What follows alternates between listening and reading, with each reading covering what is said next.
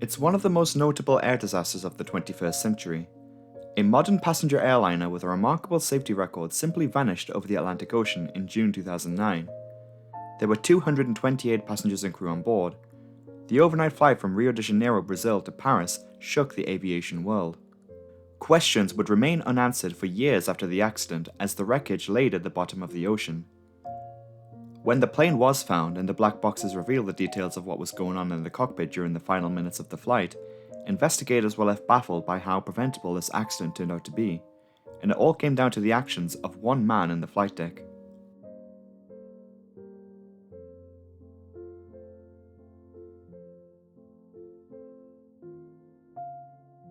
The day was May 31st, 2009, Rio de Janeiro on the Brazilian south coast. The megacity is a highly popular destination for all kinds of travelers. Rio's main international airport is served by several airlines from all across the world wanting Rio as a destination. Among these airlines is the French national airline Air France. The service from Rio de Janeiro to Paris that evening on the 31st of May was to be operated by an Airbus A330-200. Airbus had launched the A330 back in 1994 and has since become one of the most popular wide-body airliners in the entire world. Airbus's standard fly-by-wire technology had meant that, according to many pilots, the plane almost just flies itself. The level of automation means that even on a 10-plus hour flight, pilots only ever get to do a few minutes of actual flying themselves. Everything from the route that the plane will take to fuel calculations and performance data are programmed into the flight computer. Once the landing gear is up, the autopilot is enabled and the pilots will not need to take back control until landing. On May 31st, 2009, Air France Flight 447 will be taking 216 passengers to Paris, along with a total of 12 crew members. There are in total 228 people on board the plane. At 7:29 in the evening, Flight 447 left Rio de Janeiro on what should have been a routine transatlantic crossing. Flying the plane that evening was a crew of 3. 58-year-old Marc Dubois was a highly experienced captain with 11,000 flight hours beneath him. He joined the commercial aviation world with the defunct French airline Air Inter. By May 2009, he had been flying the A330 for over 2 years. The first officer that evening was Pierre-Cédric Bonin, aged 32. He had been with Air France since 2004 and had become a first officer on the A330 the previous year, with a total of 3,300 flying hours. He is the least experienced member of the crew. The final member of the flight crew was relief pilot David Robert. Though not flying during the departure, he will substitute Captain Dubois as is routine on long flights. They are scheduled to land their plane at Paris Charles de Gaulle Airport at just after 10 a.m. local time, with a total flying time of 10.5 hours. The route that Air France Flight 447 took that evening included the plane flying through what is known to meteorologists as the Intertropical Convergence zone. It is a band around the Earth near the equator, which is prone to severe thunderstorms. On the night of May 31st going into June 1st, 2009, cumulonimbus clouds are present, and the conditions that evening were normal for that time of the year. Cumulonimbus clouds are exceptionally large, towering clouds. In this region, they can be so high that planes cannot fly over them. With onboard weather radar, pilots can deviate around any potential storm. At 12:30 a.m., the crew of Flight 447 received weather information regarding convective activity in the Intertropical Convergence zone, again normal for this time of the year. At 1:30 a.m., Flight 447 is cruising at flight level 350, 35,000 feet. The flight up till this point has been completely normal. Passengers have now begun settling in for the rest of the overnight flight following a meal service. Many passengers would have now been asleep. At 1:35, the atmosphere in the flight deck was calm. Both the autopilot and autothrust were enabled as usual. Navigation-wise, the plane is now flying over the South Atlantic Ocean, having now passed the INTOL navigational aid. INTOL is an arbitrary navigational fixture, one of many across the Atlantic Ocean. Flight 447 is also handed off from air traffic control in Recife, Brazil, and are transferred to the high-frequency Oceanic Atlântico Control Center. There is no radar coverage out here, and having now left the Brazilian airspace, the plane will now enter a radar dead zone as it leaves the local radar screens in Brazil. The plane now can no longer be tracked on radar until they come into view with air traffic control in Dakar, Senegal on the African continent. Even though Flight 447 will no longer be traced on radar screens, it's possible for the plane to communicate with the ground. There was the previously mentioned high-frequency radio station Atlantico. On top of that, other planes in the area can also relay messages in case of an emergency. At 1:45, Flight 447 had been passing through some turbulent air which had increased in strength after a few minutes. After dimming some of the cockpit lighting, the pilots had judged that they had entered a high-altitude cloud layer. The weather phenomenon known as St. Elmo's fire was also observed that night. St. Elmo's fire is an electrical discharge which is visible on aircraft surfaces such as a windscreen and has also been seen on wings as well. It can appear because of a number of different ways, but to aircraft it is not considered dangerous. To pilots, it's an indication of thunderstorms in the area. At 1:52, the turbulence had subsided, and Captain Marc Dubois left his seat for a scheduled rest break. Co-pilot David Robert will now sit in the captain's side seat along with First Officer Bonin. Together they will manage the plane for a number of hours, before Captain Dubois is expected to return to the cockpit for the landing at Paris. At just after 2 a.m, a briefing was conducted in the flight deck with the three pilots before Captain Dubois left for the crew resting area. In this briefing, it was stated that there was moderate turbulence in the area and that at the moment, the plane could not really climb to a higher altitude because the temperature was falling much more slowly than forecast. It was also noted that they couldn't make communication with Dakar at the moment. Captain Dubois had then also appointed First Officer Bonin as the one flying the plane, the least experienced member of the flight crew. Captain Marc Dubois then left his post and went to bed. The pilot now classified as the one flying was First Officer Pierre-Cédric Bonin in the right-hand seat. To him, his co-pilot was David Robert, currently sitting in the left seat. Investigators believe that an imbalance of power dynamic in the cockpit between these two crew members may have contributed to the accident. Both pilots are co-pilots, so who was the commander of the flight? The official report states that even though crew resource management practices have been implemented, this was not sufficient enough for them to construct a plan to deal with the situation which would soon unfold. In the final minutes of the flight, the crew resource management would deteriorate to the point where Captain Dubois would be called back to the flight deck. At 2:06, a flight attendant on board was called to the flight deck. The pilots informed them of more potential turbulence ahead and that they would be called again once they are clear of the turbulent area. Soon later, at 2:08, the pilots engaged the head-in select on the autopilot to deviate the plane left of its current course to avoid more turbulence. However, the weather slowly becomes more severe. The outside air temperature is -40 degrees Celsius. Ice and hail can be heard hitting the aircraft's windscreen. The icing conditions of the outside air had allowed for the plane's pitot tubes which measure airspeed to become frozen over with ice. This had then begun temporarily sending faulty airspeed readings to the pilots. The large fluctuations of airspeed had caused the autopilot to disconnect at 2:10. The plane transfers power from the autopilot to the pilot's control input. On Airbus aircraft, the primary flight input is called the side stick. Aside from the pitot tubes temporarily providing incorrect readings, of which normal operation of this system would soon resume, there was nothing wrong with the plane. All the pilots needed to do was maintain steady flight, which can be easily done on manual flight controls, until the plane had cleared the turbulent airspace and the airspeed readings returned to normal so the autopilot could be re-engaged. It was what happened next which really put the plane in severe danger. For an unknown reason, First Officer and pilot flying Pierre-Cédric Bonin had pulled back on his side stick, putting the plane into a climb.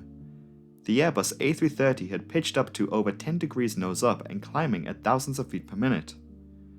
The actual airspeed began to drop as Flight 447 approached 38,000 feet, 3,000 feet higher than their assigned altitude. At 2:11, the stall warning sounds in the flight deck, and First Officer Bonin is still pulling back on his side stick, even when now the plane's pitot tubes have begun providing correct airspeed information again. The aircraft begins to drop as it enters an aerodynamic stall. I would like to take the time now to explain in a little bit more detail about just what exactly an aerodynamic stall is. The term is often used as a simplified explanation for an aircraft losing lift from flying too slowly. While this interpretation is not incorrect, it leaves out a lot of detail about the physics of flight, and I would like to present to you, hopefully, a more detailed understanding of what an aerodynamic stall is. To understand a stall, we first need to establish a basic understanding of some aspects of what is known to pilots as the principles of flight. For heavier-than-air aircraft, there are 4 forces being exerted on a plane in regular stable flight. The forward force is thrust or propulsion, the aft force is drag, the down force is not gravity as some may think but rather weight, and the up force is obviously lift. Lighter-than-air aircraft such as blimps can have the lift force substituted for buoyancy, as no energy is needed to offset the weight of the aircraft to establish flight. However, for heavier-than-air aircraft, as well as birds as a matter of fact, a substantial amount of energy is needed to offset a plane's weight, so the task of a plane generating its own lift is absolutely necessary. The science behind lift is complex and evolving, so I will try to keep it simplified. The topic of lift should warrant its own standalone video in the future. Lift on an aircraft is generated from the wings. This is their purpose as an airfoil. The easiest way to visualize the lifting force in action is to look at a cross-section diagram of a wing. As air hits the wing head-on, the air is split and a region of higher air pressure is created under the wing. This is not, however, what creates lift, as many over the years have commonly thought, although more air molecules hit the underside of a wing as opposed to the top, which contributes to the higher air pressure. Airflow over the top of the wing is of a lower air density, and through what is called the Coanda effect, the air flows snugly over the top of the wing. At this point, air is compressed, pinched, where the air then accelerates and with the shape of the wing is forced downwards beyond the trailing edge of the wing at a higher speed. Underneath the wing, with the higher air pressure, that too is also forced downwards, which helps to push the plane into the air. This is what creates lift. However, we can look at this in even more detail and from a mathematical perspective. There are many different mathematical formulas surrounding the physics of aerodynamics, although today I would like to present to you with the formula that pilots are often taught right from the beginning of ground school. This is the lift equation. It states that lift is equal to coefficient of lift times half air density times velocity squared multiplied by surface area. All of these variables relate to a plane's wing. The numerical operations are simple enough to understand, so let's break down the different variables and what they mean. The first variable is lift coefficient. This includes the angle which the plane is flying through the air, also known as angle of attack.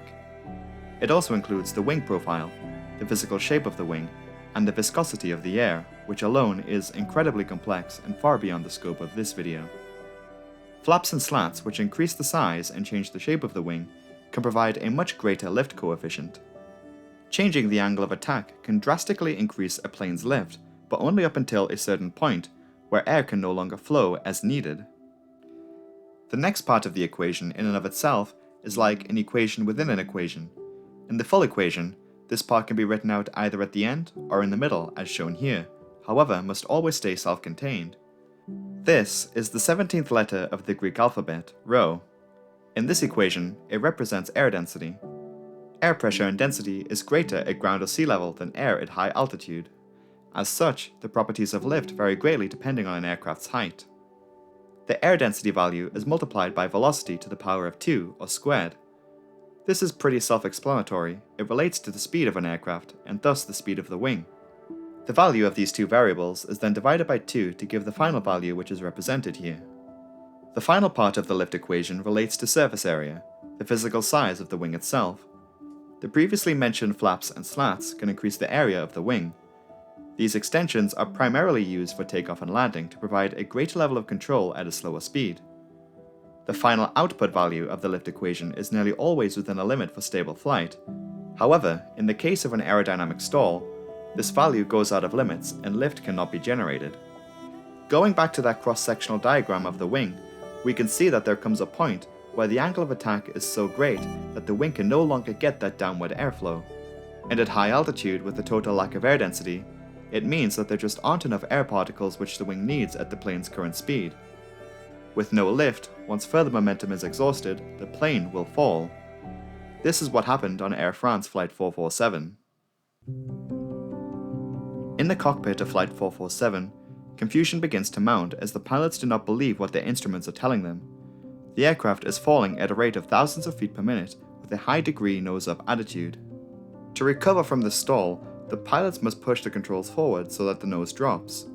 The plane should be angled downward so that sufficient speed can be recovered, and only then can the plane be gently pulled from the stall. First Officer Bonin, the one at the controls on Flight 447, does not do that. In fact, he is still pulling back on his side stick, keeping that nose high. The pilots try changing the level of thrust, but at this much lower speed, even once the nose is lowered for a short time, the plane cannot recover from the stall. At 212, maximum thrust was applied, but the plane's nose still remains at a dangerous nose-up position. The pilots did not understand why the plane was behaving the way it was. To them, they believed their instruments were faulty, but the plane was providing the correct information. Captain Marc Dubois was summoned back to the cockpit where the pilots flying informed them that they have lost control of the aircraft. Flight 447 is descending extremely quickly at a rate of over 10,000 feet per minute. The pilots have misinterpreted the plane's warnings and believe the plane was actually over speed, when in fact, the plane has very little forward speed, nowhere near enough for the wings to generate lift. During the fall, the plane banked to the right, where it made a significant turn to face west.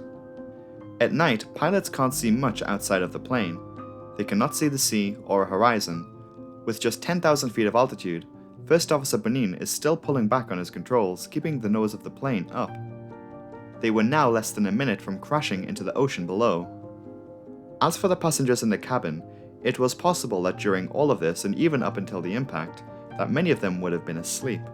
Although the cabin crew and frequent flyers may have been exceedingly more worried, as they would have been hearing very unfamiliar noises as the air underneath the plane hits the fuselage.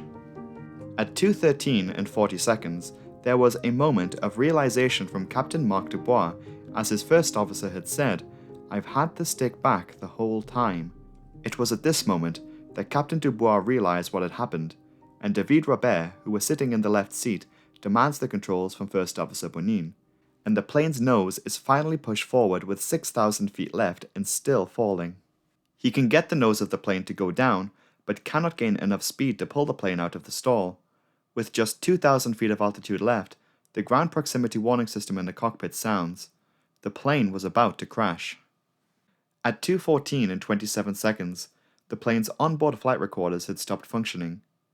To the investigators which had heard the recordings, in the final moments before the crash, the pilots had appeared to have given up. After 4 minutes trying to understand what was happening with the plane, the Airbus A330 crashes into the Atlantic Ocean, killing 228 people.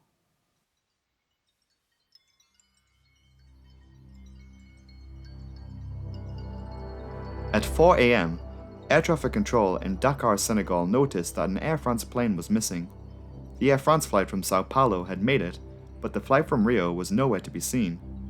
They had tried contacting the plane with no response. Air France was soon notified, and word started to spread that a passenger plane had disappeared over the Atlantic. Brazilian, Moroccan, Spanish, and French air traffic controllers all attempted to try and contact the plane with no success. In Dakar, the Senegalese military was the first to launch search and rescue operations. Later that morning in Paris, relatives of those on board Flight 447 had gathered in the terminal, while later on June 1, 2009, Air France had to make a public statement that Flight 447 was presumed lost. It was the Brazilian Air Force that first spotted some remnants of wreckage. This included the tail fin. The vast majority of the plane laid somewhere at the bottom of the Atlantic Ocean, where for nearly 2 years it stayed undiscovered. It was not until April 2011 that the plane was found and the flight recorders were retrieved. The bodies of 154 of those on board were recovered. The other 74 were never found. It became apparent once the flight recorders were recovered that Air France Flight 447 crashed because of catastrophic pilot error. Many had also blamed airlines and aircraft manufacturers across the world for enabling a culture where pilots can rely too heavily on flight computers. The investigation called for better training of manual aircraft flying and for regular training exercises in these areas. The crash of Flight 447 was the deadliest air disaster to occur with an Airbus A330. It is also the deadliest air accident to occur at Air France. The accident was the latest in a string of incidents throughout the 2000s decade at the airline. Between the years of 2000 and 2009, Air France had suffered a total of 3 hull losses to aircraft, killing 341 people. There has since never been a fatal accident at Air France as of 2021.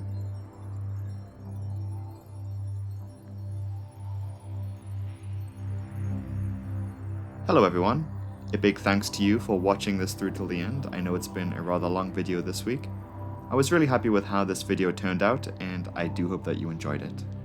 It is that time of the week again where I thank my patrons for their support. If you would like to get your name featured or read out at the end of the next video, you can join my Patreon, which will be linked in the pinned comment below. So a thank you to my £5 patrons, Aidan Montgomery, D. Rogers, Hector Palmatellas, KTP123, Ken Zachman, Marie Ennis, and Wrong Track 58. A big thanks once again to my £10 patrons, Cherub Cherub, Daniel Hendricks, Side Effect, and Will Tanner. Big thanks to those folks for their continued support. I thank you very much. And that is it from me this week. Have a great weekend, and I will see you next time. Goodbye.